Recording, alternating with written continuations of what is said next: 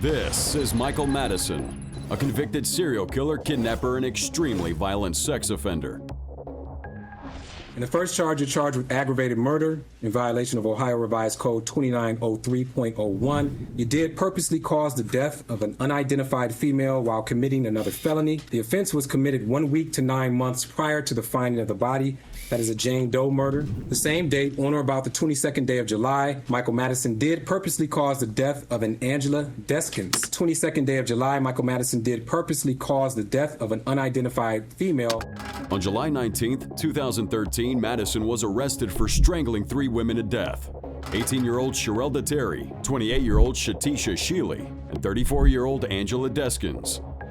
He had done this out of, in his own words, a hate for the female species, which he claimed came from his extremely abusive childhood. After killing the women, Madison kept their bodies as trophies, stashed in body bags on his second-floor balcony, before the overpowering smell of death forced police to investigate. Madison was imprisoned with a $6 million bail after his arrest on July 19, 2013. It took 4 long years in court before Madison received his final sentencing. Even Nancy McDonald, the judge, is too horrified to stay impartial while describing his crimes.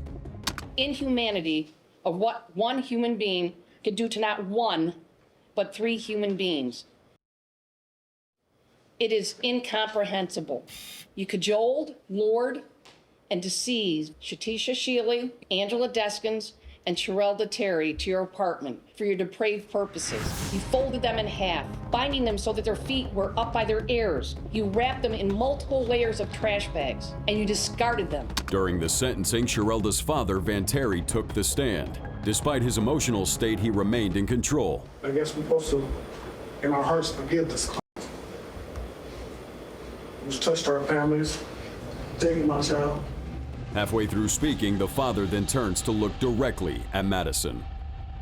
Seeing Madison's smug smile off camera is too much for the father to take. And suddenly, Terry had enough.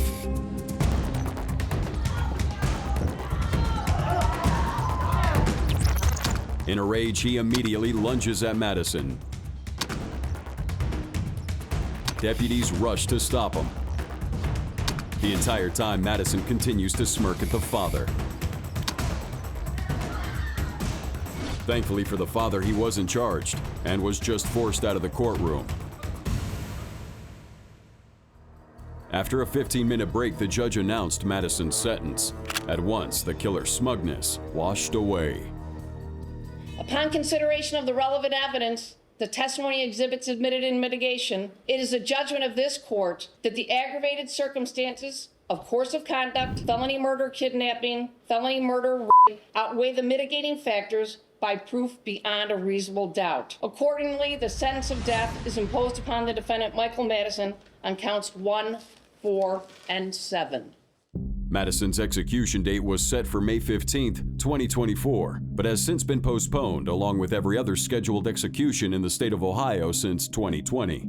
Madison was not the first person to make someone go ballistic in the courtroom, and he certainly won't be the last, as we'll soon see. This is Tristan Lamoreaux. He was arrested in 2009 after shooting his wife, Misty, multiple times. During his preliminary hearing, Lamoreaux claimed that Misty's death was an accident caused by him trying to stop her from shooting herself. He stuck with this statement even though his wife was shot 5 times from an angle that ruled out self-harm. In 2011, Lamoreaux finally pleaded guilty to the charges. Now in court, Lamoreaux's trial proceeds as expected until Misty's brother, Jason Wilson, is called to take the stand. Wilson passes him by, staring daggers into Lamoreaux's eyes. But Lamoreaux stares right back, completely unfazed. Wilson delivers an impact statement. He's clearly tensed, shoulders raised as if he's ready to pounce. Lamoreaux seems to have picked up on it, rocking back and forth in his chair. Then Misty's brother turns to speak directly to the man who shot his sister several times. At once, the tension spikes. Wilson's at the end of his rope. The deputies watch on until he makes a move to lunge. The deputies finally spring into action. Lamoreaux jumps to his feet as if he's ready for a fight. but then a deputy tackles him to the ground. It takes 2 of them and 2 bailiffs to take down Wilson. And in a matter of seconds, Wilson is handcuffed. He apologized for his actions but was immediately removed from the courtroom. Fortunately for Wilson, he didn't face any charges. As for Lamoreaux, he was sentenced to 15 years to life in prison for the murder of his wife. But his troubles didn't end there. According to an article in 2011, he was also stabbed with a sharpened screw by his cellmate in the Utah State Prison, while the other inmates cheered on. These last 2 family members got off lightly, but let's see what happens when they manage to get some hit in on the killers. This is Dale Williams. He's being sentenced for killing his ex-girlfriend, Elizabeth Pledger Stewart, in broad daylight in the summer of 2017. Williams had stalked Elizabeth for a long time before making his move, choosing the perfect spot he knew she would go by on her way to work. Finally, he ran her car off the road, causing it to crash, then shot his ex-girlfriend down, all during the morning rush in front of hundreds of witnesses. Finally, in 2019, the killer is about to be sentenced for his crime.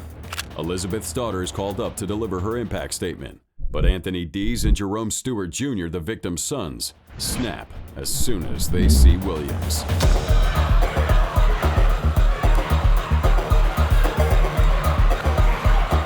The 2 sons run through the deputies in the courtroom to get to their mother's killer.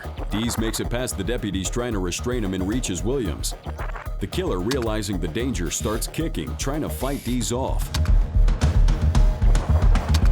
Stewart doesn't make it that far and is slammed against the wall by a deputy.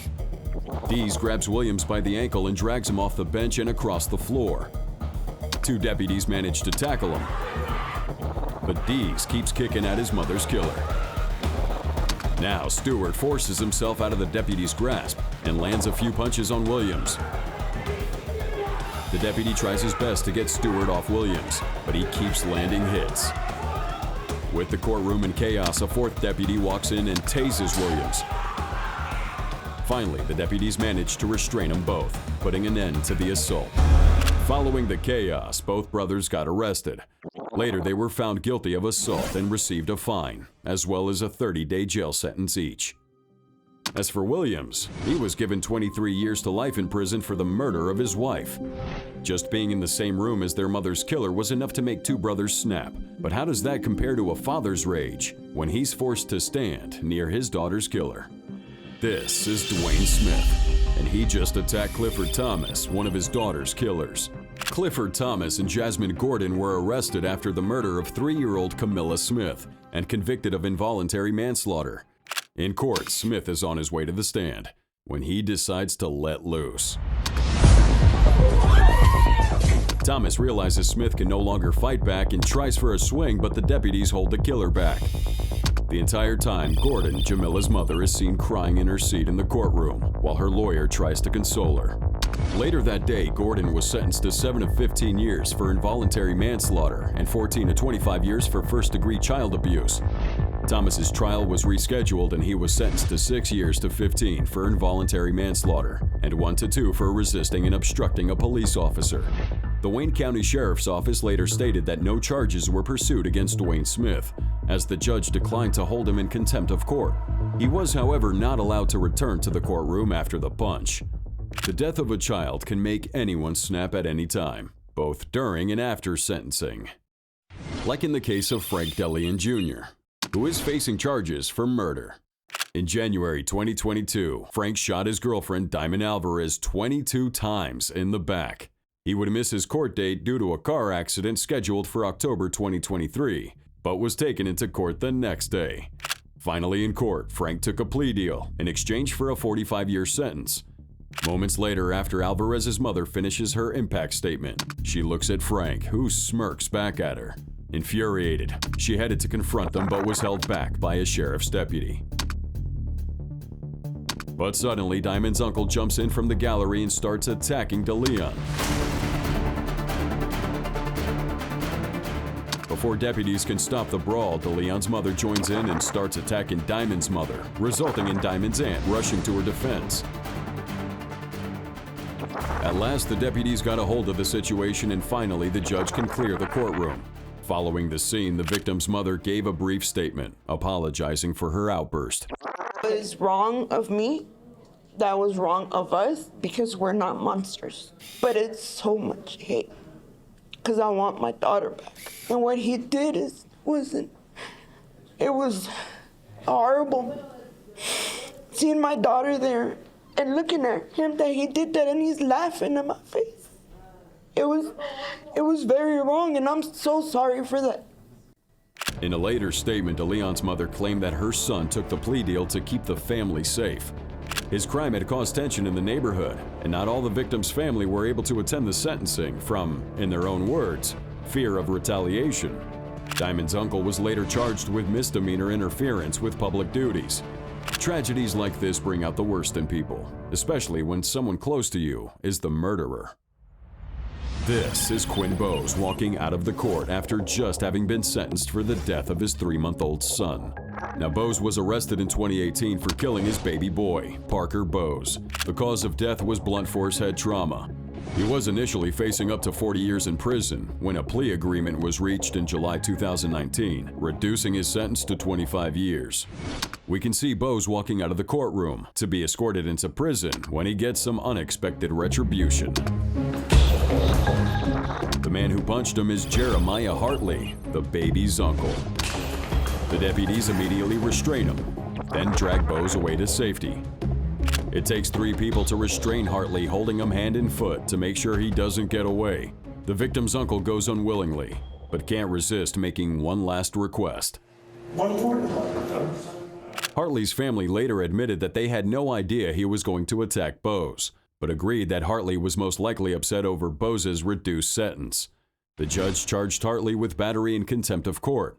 He was first given 100 days in jail, but a bond was set for his battery charge, and he was released shortly after. Victims' loved ones can be expected to act unreasonably, especially when the suspect doesn't get the punishment they believed he deserved.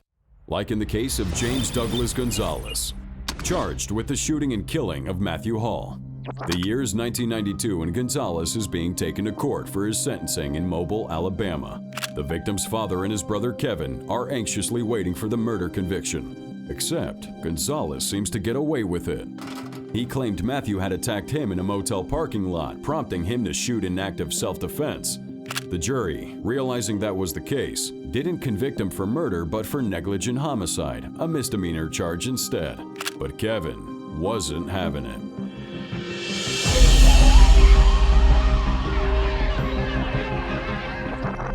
Kevin Hall charges from his seat, jumping over a partition, rushing towards Gonzalez. He manages to grab Gonzalez before deputies restrain him. Suddenly, the victim's father joins the melee. It takes 8 deputies to break up the brawl. Shortly after, the defendant is taken off to safety.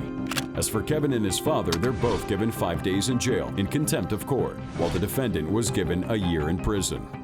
Parents understandably lose their restraint, especially when faced with the children's killers, as we'll see in this next case. This is Lindy Jones. He's being sentenced after pleading guilty to the murder of Willie Fields in August 2019. Just before the sentencing, Fields' family addresses the court with an emotional impact statement. Your Honor, I just want to let you know just what they took from me. They took away my only child.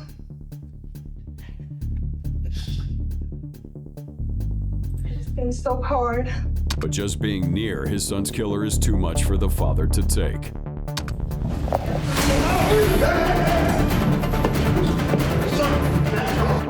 The victim's father's so fast, neither of the 2 deputies realize what's happening before it's too late.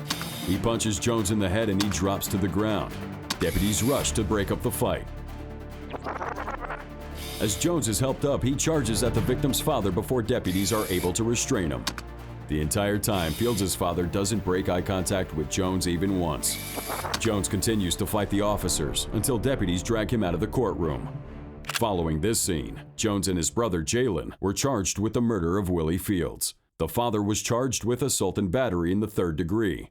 The father's rage was too much for him to bear, as was the son's when he was forced to confront his murdering stepfather.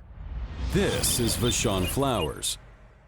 He's being sentenced for murdering his wife, Jamie Thomas Flowers, in May 2019.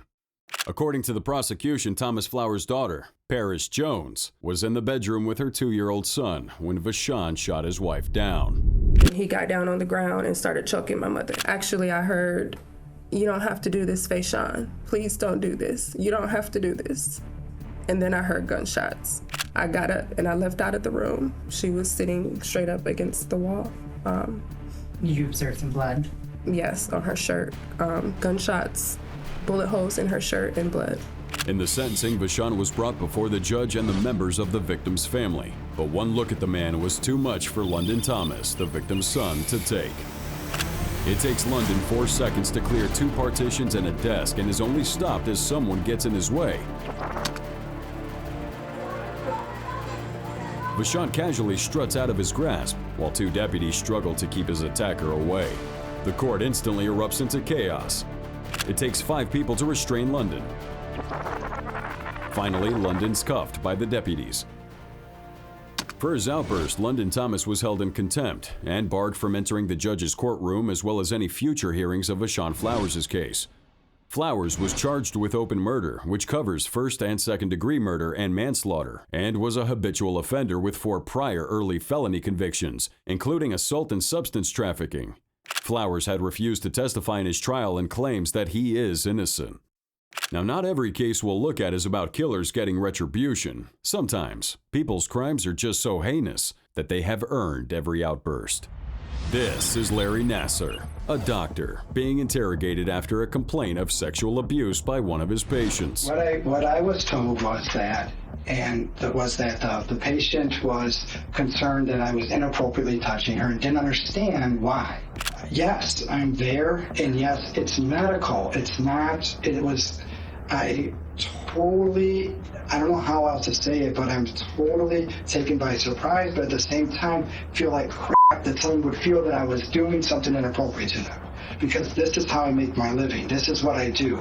I've helped scores of people by doing these personal issues. There's such an important trust, and to feel that I violated that with someone, that the sexual stuff for, it's the trust. That's the hard part for me. Nassar played the sexual abuse allegation off as part of a medical examination and was not charged for his behavior. But the doctor wasn't off the hook. In 2015, the CEO of the USA Gymnastics team came forward with the names and statements of 3 former victims of Nassar that were willing to be interviewed. In response, the FBI opened an investigation that failed to get any results. Nassar was interviewed again in 2016. Still, he played the allegations off as medical procedure. I mean, that's the whole thing is getting that adjustment.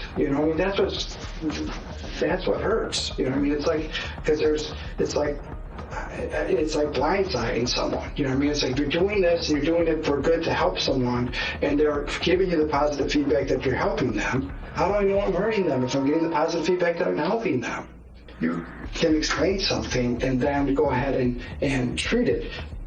But if you're actually talking to them while you're doing it, it's better than, in my mind, than saying, because I'm trying to get real-time feedback, not here's what I'm going to do, then I go to do something different. If I'm actually touching the patient and asking for feedback while I'm touching the patient too, that allows for, in my mind, more, feedback. In August 2016, the Indianapolis Star begins to report on Nassar's misconduct in a series of articles that reveal Nassar abused gymnasts as children as early as the 1990s.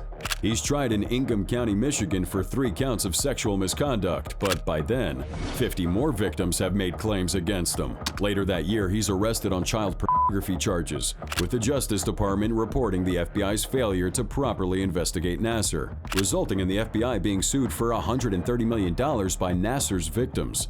In 2018, Nassar is finally tried for sexually assaulting more than 200 women. It takes a full week for his victims to give their impact statements. It was during this time, I estimate I was approximately 6 years old, that Larry Nassar began to sexually abuse me. Then I went into the back room, and that's when everything changed. I was alone in the back room with him. He had me lie down on the table, and he sexually assaulted me. He touched the most innocent places on my body that day. I remember fear and pain and asking myself, what is happening? As soon as I returned to the gym after enduring the abuse at the hands of Larry Nassar, I chalked up my hands and parts of my body to cover up what had just happened. I had become his real-life child pornography subject, his plaything and experiment. Finally, the father of one of the abused daughters comes to the stand with a personal request. I would ask you to, as part of this sentencing, to grant me 5 minutes in a locked room with this demon. Would you give me 1 minute? You know that I can't do that. That's not how I... When his request was denied, the father took matters into his own hands. Well, I'm going to have to get rid of one.